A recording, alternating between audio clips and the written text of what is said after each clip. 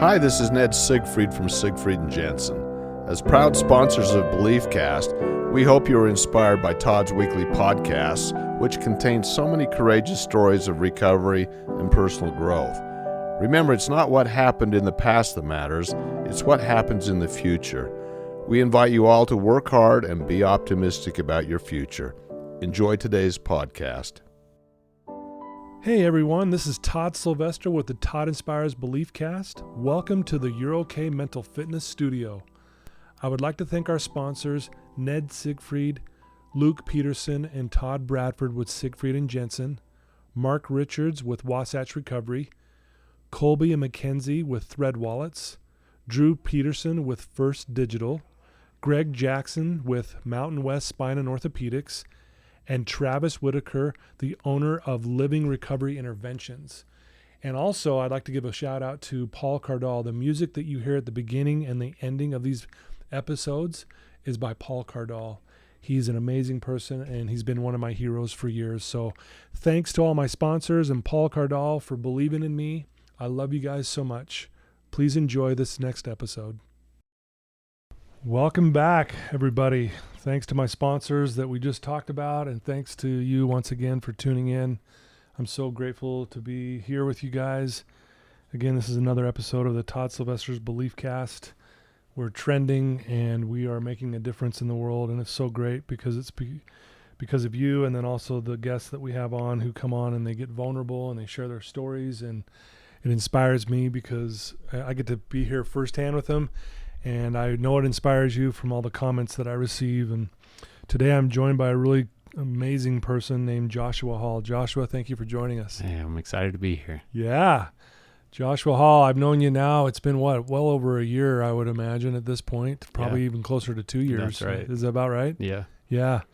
So a little bit about Joshua. He is a husband, father, entrepreneur, singer. Guy loves to sing. He's going to talk a lot about that today. He's had a few amazing inspirational epiphanies this week, and I can't wait to hear about him. He's a tennis player, and he's also recovered from pornography. He was addicted to that, and he's going to open up about that. And that's not the funnest subject to talk about, but I'm grateful that he's willing to talk about it. His energy and love for life is contagious, and I can agree with that. You are one of the most positive people I've ever met. One thing I love about you too is, Joshua does a lot of work for me. If you've seen my beautiful website, if you've seen my beautiful logos, if you've seen the beautiful BeliefCast logo, it's Joshua. He's the one that's doing all this. So I've not only know him on a personal level, he also helps me with my business. And your work is fantastic, by the way. Well, thank you. I just love it. You're at a marketing agency called Webinauts. Did I say that right? Yep. Where you empower small businesses to make smarter marketing decisions through marketing data systems and coaching. You have a personal passion for getting people to sing. I don't know if that'll happen today with me, but your goal is to help millions of people understand and utilize the health benefits that singing can bring into their lives. He's performed all over the East Coast and in an Acappella group. Did I say that right? Acappella group. Yep. This led him to work with performers in Branson, Missouri, and now in Utah, including singing with Debra, who's also on my podcast. That's right. She's an amazing woman. So shout out to Debra. You're awesome. And so Joshua, let's get right to it. Tell us a little bit about where you grew up and a little bit about your family. Yeah. So I'm the second of 7 kids, and got an older brother, 4 younger sisters, and then another younger brother. And we moved a lot. I was born in Vernal, Utah.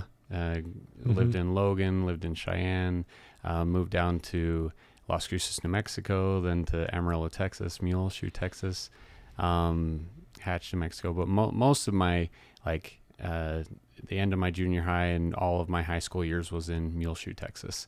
Okay. And my family owned a print shop. Most of all that moving happened because my dad was getting new job opportunities, and we weren't afraid to go with the flow. Test it out, and gave some pretty amazing experiences in all those areas.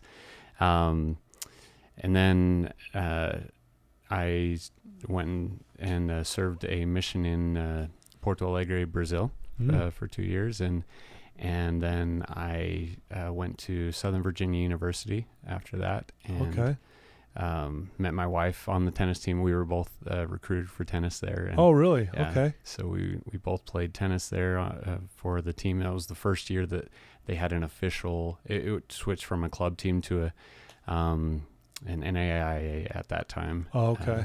Division, and now they're NCAA Division III, I think now. But who's your favorite tennis player? Who'd you follow when you were growing up? So it was Pete Sampras and Andy Roddick were kind of my first ones that I really connected with. I wasn't into tennis, but I really loved watching it. I thought it was amazing. My person was Boris Becker. Yeah, I loved how just gritty he was, and he was always diving. It seemed like, that kind of guy. And so anyway, I was just curious on who you followed. Yeah, now I watch. I mean, definitely I love the Williams sisters, and I love Roger Federer and Rafael Nadal, and a lot. There's just a lot of good energy in the sport right now. Yeah, so it's fun to watch. And it seems like everyone you just mentioned, they're just good people too. Mm-hmm. Outside of that, it feels that way. Yeah, and that's what really attracts me to the tennis players I like. Is they're good at their sport, and they tend to be good people. Yeah. And right on. So you met your wife, and I like to say I fell in love where love means nothing. Tennis scoring is 0 is love. I like that. But that's good. Yeah. So I worked with her, and it was worked with her. I just really, had to chase after her. And we now, when we tell our story now, it was like one was really interested and the other wasn't, and then it flipped, and then it flipped back and forth several times, and then we finally were on the same page, and we got married, and we moved to Branson, Missouri, where I worked with a performance group called the Bretts. It helped kind of the beginnings of a group called Prince Ivan. Worked with pretty much everyone that was out there, Andy Williams, the Osmond brothers, and a lot of others that were in that area. That just great entertainers, great families that live out in Branson. Yeah. Fun place to live. We were there for 6 years, and we had 3 kids during that time, 1 boy, 2 girls. And then we moved, and I felt like my life was kind of at a wall, I just couldn't figure it out, but it was like Heavenly Father was like, you're done here. And I fought that feeling for a year.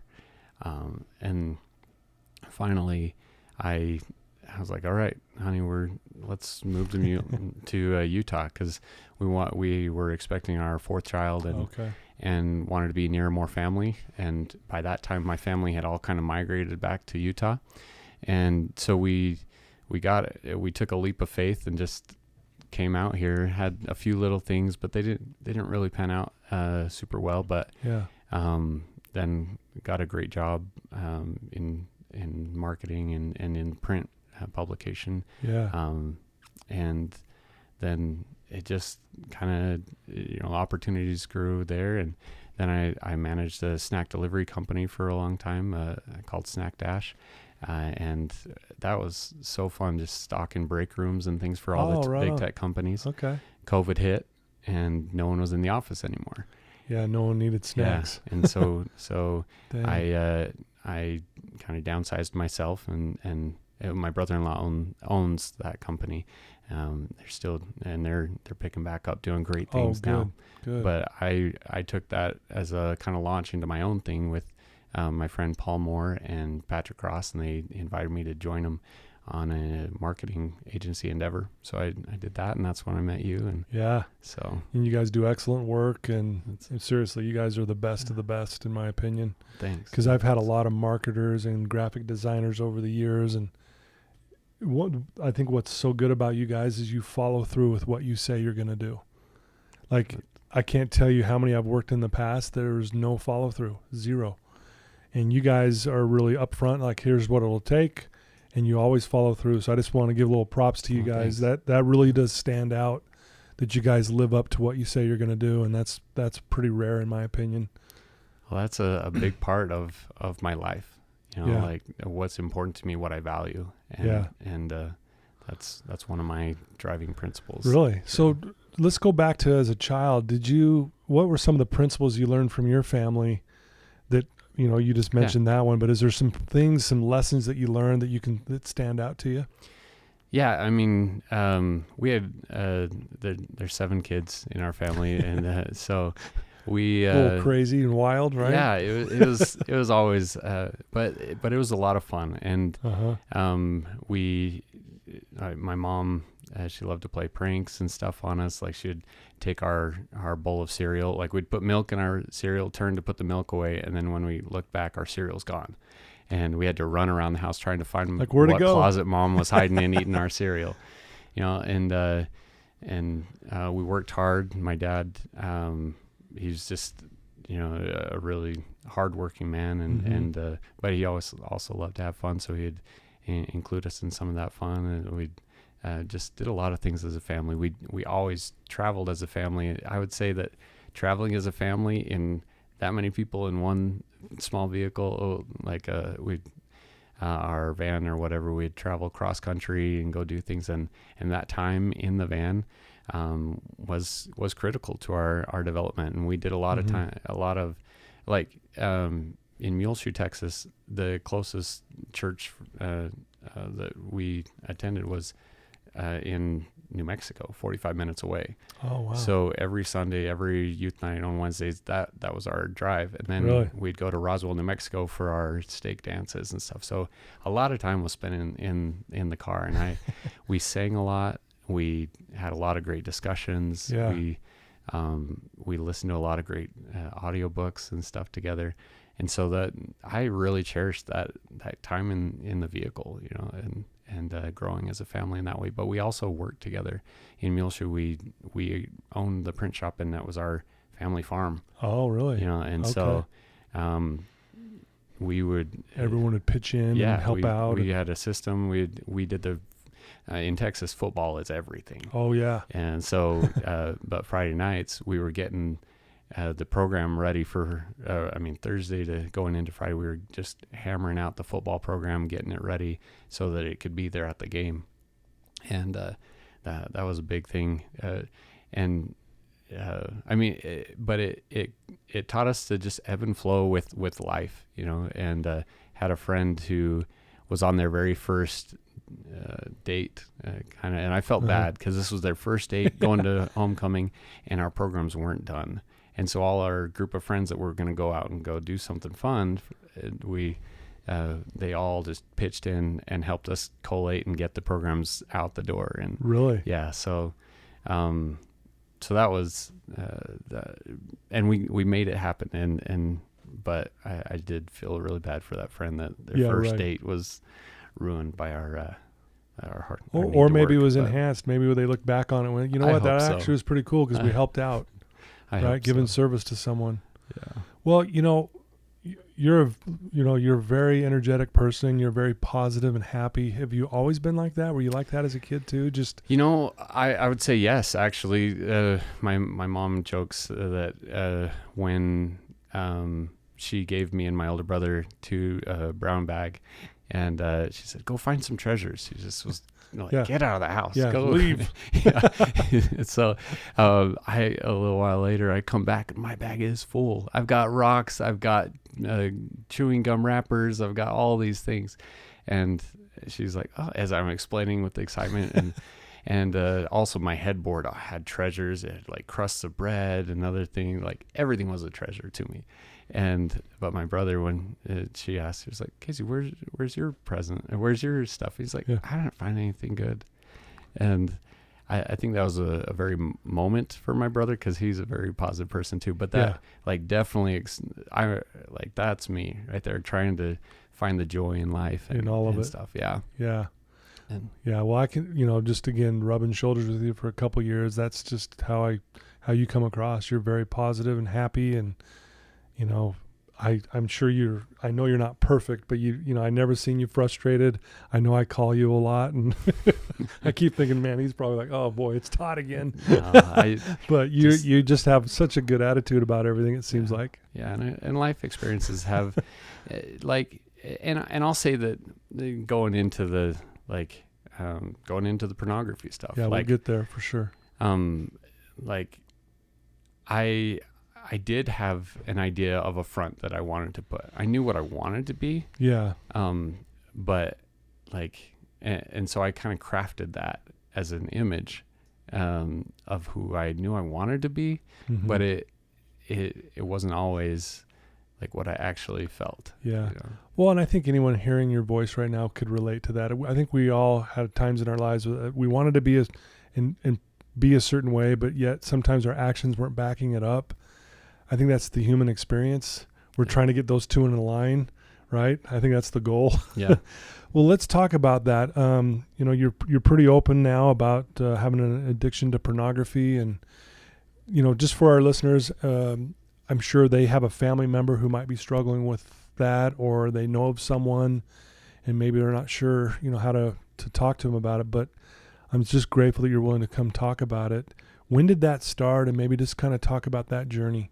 Yeah. So I think I'm still trying to figure it all out, like all the beginnings and stuff, how it really led to it. Yeah. Like some of the things that I felt are like, I remember, I don't remember exactly what happened, but it feels like a bully or something. But there was a moment in my childhood that I remember just like kind of cutting off my emotions. Like, I'm not going to let you get to me. You don't get to know what's inside of me, really. And then I just kind of started to live in my head and kind of disconnect from emotions. And then what I was feeling outside was like how my brain thought that emotion should be expressed or whatever, you know? Yeah. And then when I was about 15, 16, I was lucky. I mean, most people nowadays it's like 9, 10, they've already experienced pornography or, you know, but I was like 15, 16, and a kid on the bus, he pulled out pornography and just shoved it in my face because everyone knew I had high standards. Everyone knew that It's almost like we're going to get him to look at this, whether he wants to or not. Yeah, exactly. And I saw that, and I didn't know how to get that image out of my head. Mm-hmm. And then it was like, I was already kind of curious at that stage anyways. Like, right. Yeah. And so it was like, I didn't know what to do really with that image, and it kind of festered. And then like, because I got away with that one thing, and it didn't like seem to change too much, or what. I didn't recognize that, you know, what was happening. But then I found some magazines or other things, you know, and so then I would try to hide, and I could get away with little things that I could hide and figure this out and what's going on, you know, explore that. But I didn't have anyone, well, I didn't know how to talk about what I was going through. Right. Like, and it wasn't, at that time, there wasn't a lot of people talking about it. And so it wasn't a generally like... Yeah, it's a little more talked about now, but back then, not so much, right? Yeah. Which made it harder for you to be able to express. Yeah. Yeah. Yeah. So finally I talked to my older brother about it, and he revealed that he was having some of those issues. I don't know to the extent what he was going through, but he had similar feelings about some of the things. And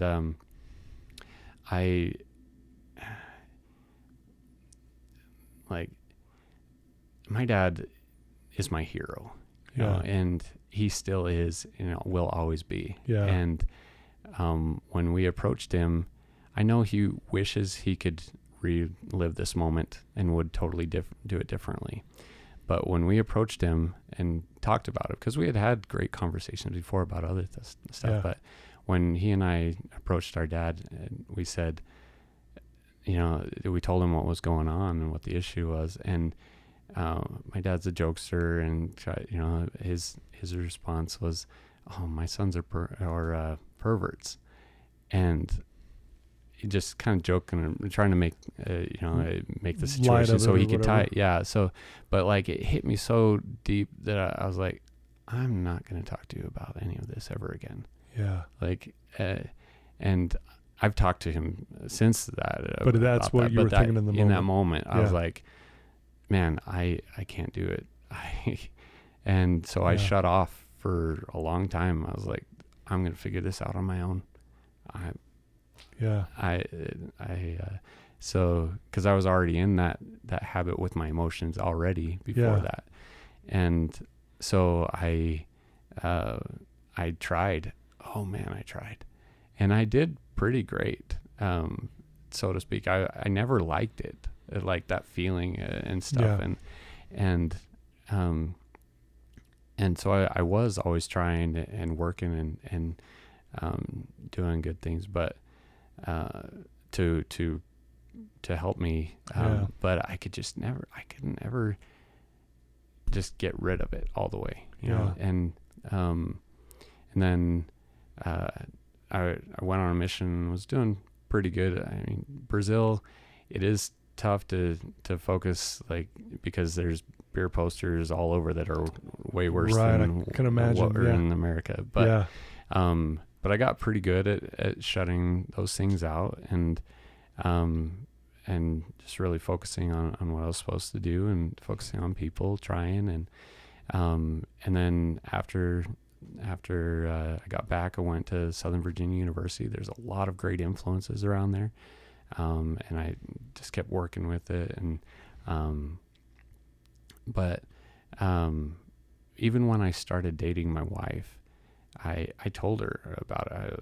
I was becoming a lot more open about it. Yeah, you didn't want to hide it from her to say, hey, here's what I've been struggling with. Yeah, and so I was so grateful, as she told me later, that the Spirit told her in that moment when I talked to her about it, because we were starting to talk about marriage and everything at that point, and she had this impression that this is going to be part of your marriage for a while, but he will overcome this.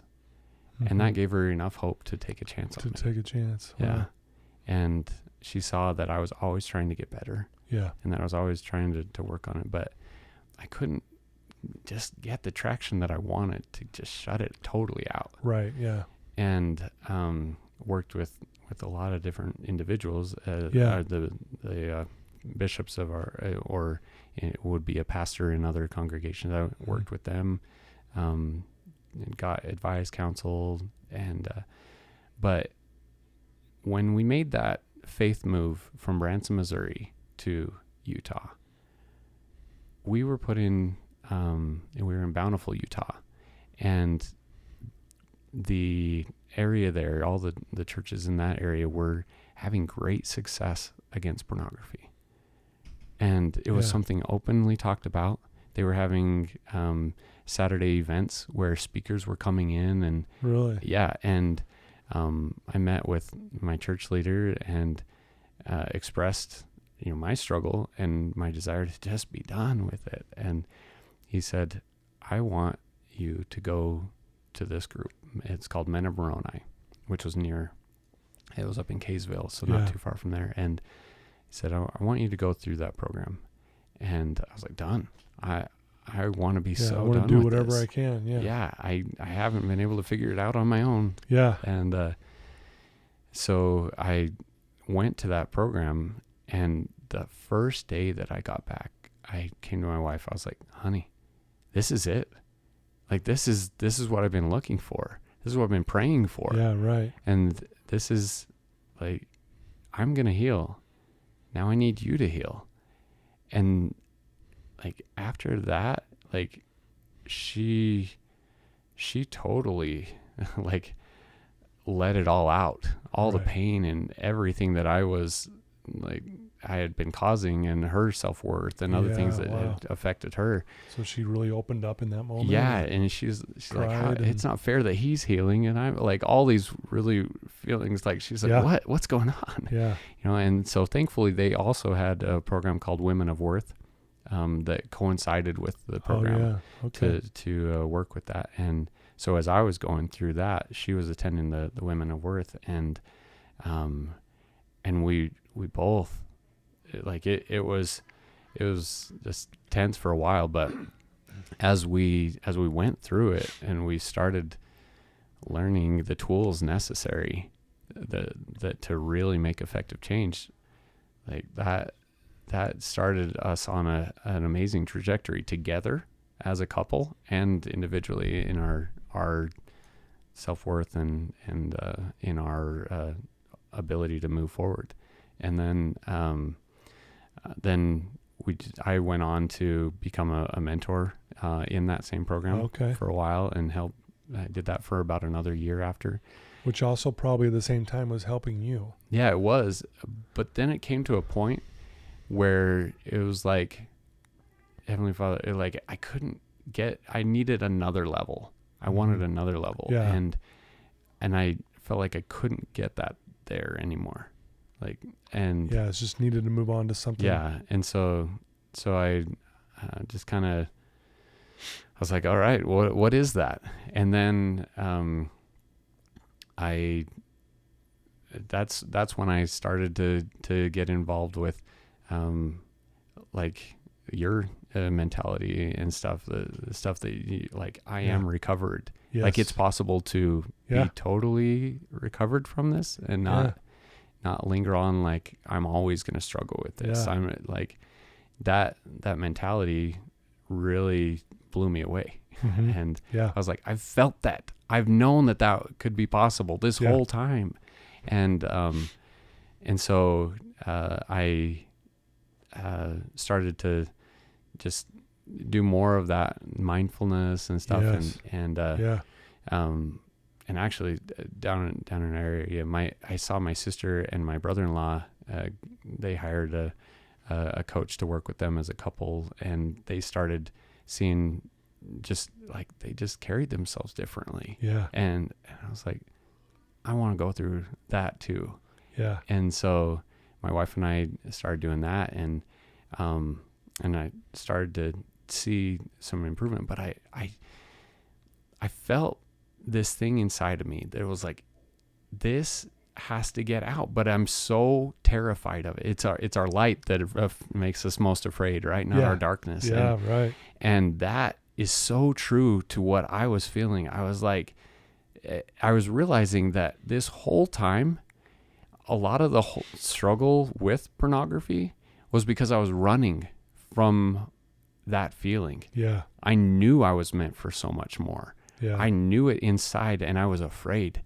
I was afraid to express that. I was afraid to like grow that. And so I didn't know what to do with that feeling. But recently, this last week, actually, I was just, so for months and months, I've been struggling, like, what is my purpose? What am I doing? What is that feeling that I feel so strongly inside? Yeah. And I attended an event, and where Baron Baptiste was speaking. Now, he is, some call him the, I guess he would be like the father of modern yoga. Like, he made yoga, the beginnings of it, cool. Yeah. And where, and he talked about how his parents, I think his dad was like Mr. Universe and his mom was Mrs. America. And they were really into, back in the 50s, they were really big into the whole Eastern, yoga, meditation, and kind of the religious side of it.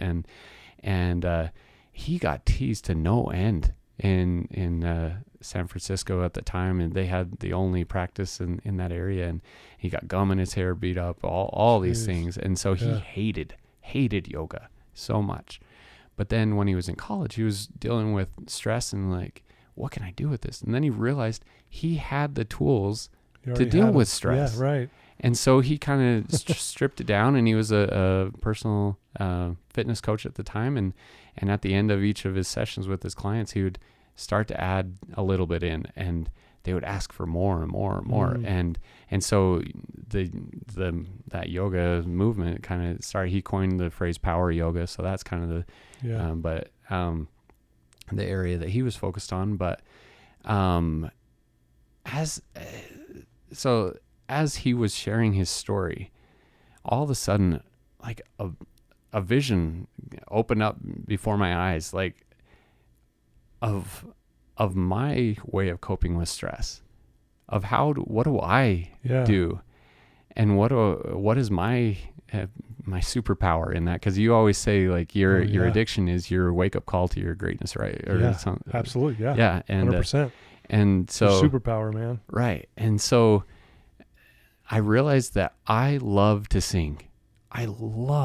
Like sometimes I say I have musical Tourette's because it just like comes out of me without me thinking about it much. And I've realized I've just always felt like, man, there's got to be some secrets in there, some science of why singing is so important. And so in that moment, I saw myself on stage with thousands of people, and I was walking them through like tonation and stuff and helping them improve their lives through singing.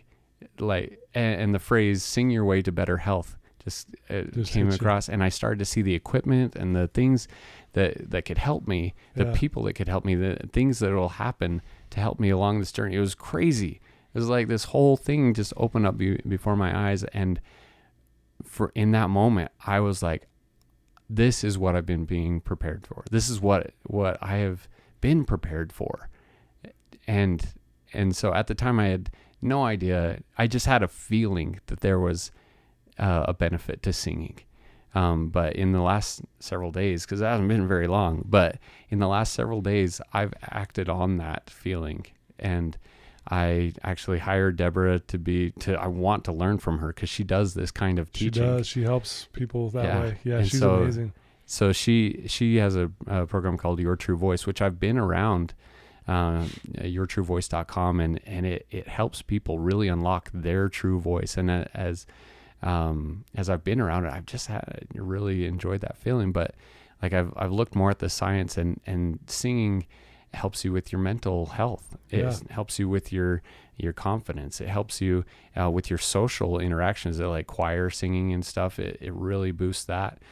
It even reduces pain and so much more. There's so much research out there. Initially, I was like, I don't know if there's any. Yeah, right. But I'm willing to find out. I'm willing to do the research myself. I like, that's the kind of drive that I felt at that moment. I was like, I'll do whatever it takes to show that this is a thing, that this can help you in your life. It can be one of those tools in your box. Obviously, right. Our toolbox needs to be full of a bunch of different tools, but that's the tool that's for me to help the world recognize. Yeah. And I do use singing all the time, in the car, in the shower, in just walking.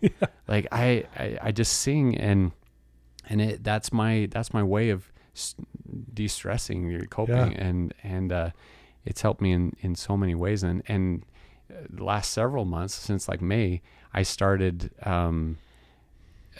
every Sunday I would just record myself, and I just start singing a hymn or something to just kind of make Sundays a special day for people. And initially it was like, oh, this is going to be something for other people, but as I've done it, I'm like, whoa, this is for me. It's opened me up. Right. And so it's been so helpful for me to do that and put myself out there a little bit more. And so I want to help people to utilize this gift that they were given at birth, you know? And because as babies, we were unafraid to use that gift. Yeah, we do whatever. Yeah. Yeah. I always say it to my clients, it's not being, we're not trying to get you to be childish, but to be childlike. And childlike, we were believing, we loved everyone, we loved ourselves, we had faith as big as the universe, right? We did whatever we wanted to do, and we didn't worry about what someone might think or not think of us. Yeah. Right? And that's basically what I hear what you're saying, right? Is that correct? Exactly. Yep. Yeah. Wow. What a story. Thank you for sharing that. I know pornography is pretty prevalent out there. A lot of people struggle with it. A lot of my clients who come see me are struggling with it. And it's not just male, it's female as well. And it's unfortunate because they get caught up in that, and it can feel like I'm never going to get past this. I mean, this is one of those things that I'm going to have to deal with the rest of my life. But I love what you said, because it's what I teach as well, is I really believe you can be recovered. And I've seen it. If people go, Todd, where do you even come up with that? Well, one, in my own life, I've had my own bouts with pornography, especially back when I was in my addiction with alcohol and drugs. And back when I was going through it, you definitely didn't talk about it. It was like you kept that silence, man. There's a lot of shame around it. Mm-hmm. But I'm here to say you can be recovered from it. And I know that's what you're saying too. And doesn't mean it's easy, right? It took years. It took you fighting and doing whatever you could to figure that out. But man, that gives everyone listening to this right now who may be struggling with it, or if you know someone, this gives them hope. Oh, and that's the thing that I was like, why I'm willing to share it. One, just being open and vulnerable, bringing it out of the darkness that it is hidden in, is important for it to heal. Yeah. And then two, like, when you, the effects of pornography on you as a person, it checks you out of life. Yeah. Like, you become an observer. You don't get to live life. And you don't get to experience all those things. And for the longest time, I found my self-worth in making other people's dreams happen, because I couldn't dream for my own self. I couldn't feel like I was worth, any of those dreams that I had. It wouldn't actually happen to me. Anytime I dreamed, it actually made it harder, because I felt just worthless. And so it would drive me back into pornography. Yeah. But when I started to heal and started to rip away those layers and started to discover myself again and come alive, after that, I mean, we're talking about 20 years of dealing with this. Yeah. And just as I ripped away those layers, like, and I discovered the light that was already in there, that's when things really started to move. And that's when, making a commitment and going, that's why that's so important. You talked about that for my work. When I say I'm going to do something, like, it's important to me that I do that thing, like, because I'm committing to myself, and little things are big wins. Like, today's the first day that so for at the beginning of the year, I was like, well, not the beginning of the year, but several months ago, I decided I was going to go off sugar, like added sugar. Right. And I made that. I was like, okay, that seems like a huge thing. Yeah. Because it's in everything. But I made the conscious choice to be aware that I was going to cut that out. Yeah. And as I was doing that, like, my kids knew my goal and everything. And so they would say, hey, Dad, no, Dad, that has sugar in it. Oh, thanks. Here. And then it gave me enough confidence to do another thing that I'd really wanted to do, is I wanted to try going without meat for a few months. And so today's actually, I made it 3 months, and today I can eat meat again. Let's go get a hamburger. That's right. Let's do it, man. Double decker. It doesn't even seem like that enticing anymore. Right, but like, I made a commitment to myself. Yeah. And I set reasonable boundaries. Sure. Like, reasonable, like, I did have some meat in there when, because I as part of my goal, I was like, I know I'm going to be invited to summer parties and things. And if it's a really inconvenience, exactly. But no, I like that. It's just being reasonable and, and doing it the right way. Well, I'll tell you, I love that power of a commitment. I was just talking to a group before you came in here at Wasatch about that very thing, about when we commit to ourselves, it's amazing what we can do. And I think what I'm hearing you say, Joshua, is that because of what you went through with pornography and going through that battle and that fight, and then, and then getting to the point where eventually you were committed, like, I know this is it. I'm moving forward now. You almost basically taught yourself you can do anything. Is that fair? Now, yes. Yeah, I mean, yeah. Because, and the more I share it, and take away that attachment that it had on me as a person, like as sometimes a lot of times we claim that as part of us and don't keep it separate. Like, I'm a pornography addict. No, I am a person who was addicted to pornography. Yeah. Like, yeah, it doesn't identify you in this moment. And so the more I separate that from my identity and just put it out there and Amen. Did you hear that, people, what he just said? Did you hear that? Yeah. I used to be a drug addict or alcoholic. I'm not anymore. I'm clean. Right. Right. And I love that because that's the truth. And you're smart enough to know if you go back to it, you're probably stuck back into it again. Right. You get that. You're not trying to deny that it's not there. But the truth is, what you're doing is you're actually really back to who you were before it ever started. Right. And I like that person a lot better. Yeah. No, that's amazing. So amazing. So what would you tell someone right now who has a family member maybe who's caught into that and they're kind of frustrated, they're not quite sure what to do? I know this is a big question because I know every situation is maybe a little different and every person reacts differently. Right. What would you tell them? What would you say? And I would say, going to my wife, like the very first time that I told her, she didn't overreact.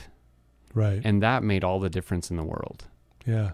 And she never overreacted when I would. Kind of a little different than what your dad did. Even though your dad was kind of half joking. Right. It wasn't that hurtful, maybe shameful thing. Right. And so I've got both. And so I was able to talk to my wife always. Like, I'd struggle and I could go a few days without hiding it or whatever. But then I'm like, honey, I struggled again. And I'd come to her and she is a saint of a woman. She's incredible. But experiences that she had where she overreacted to a friend and then a friend didn't want to talk to her, share anything else with her, led her to be prepared to help me. Yeah. And so these experiences, we can't hold them over people, we forgive, we move on. Each of those experiences that people have are preparing them for different things in their life. Yeah. And so not dwelling on the past and not being too anxious about the future, just enjoying the present where we're at. But what I would say is, like, make it okay to talk about. Yeah. And for example, my oldest son, he ran into he got sucked into some seductive material, and we caught it, my wife and I, and we're like, okay, how do we handle this? And we're just praying and like, I want this to be an amazing experience talking about him, because we had these conversations with him. We'd read, there's great books out there that you can read to your kids about good images, bad images, and things, but when it really happens, then you're like, you feel horrible. You feel so much shame. And so it was midnight, and I got up and I went to the kitchen, and my son woke up to go to the bathroom. I said, hey, will you come talk to Mom and I real quick? And because I also knew my wife wasn't going to sleep thinking about it. Yeah.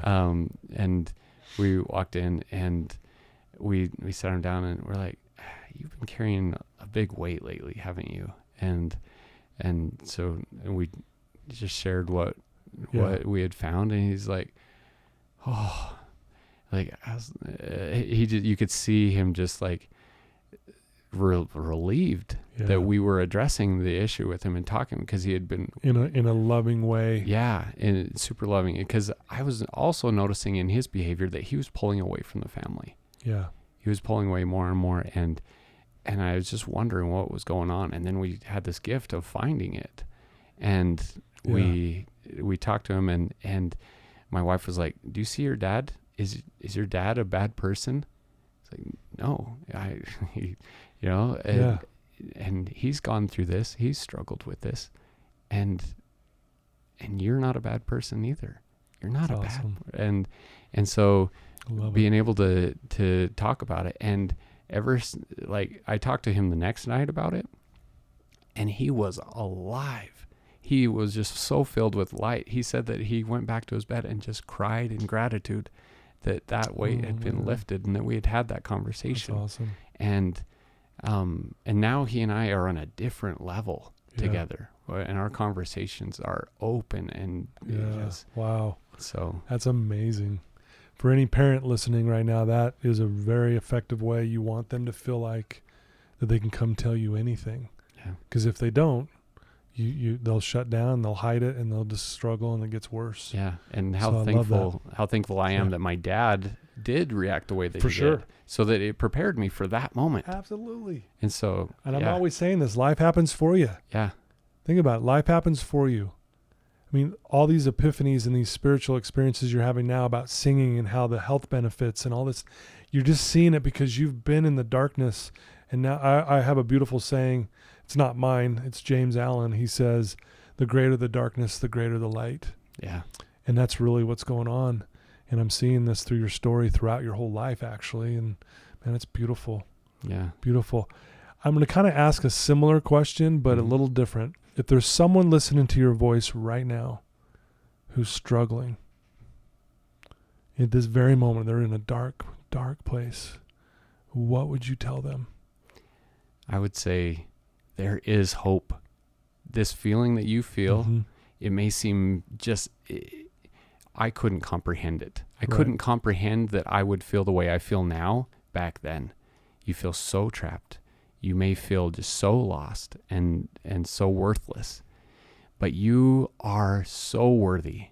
You have so much greatness in you, and there is hope in the path.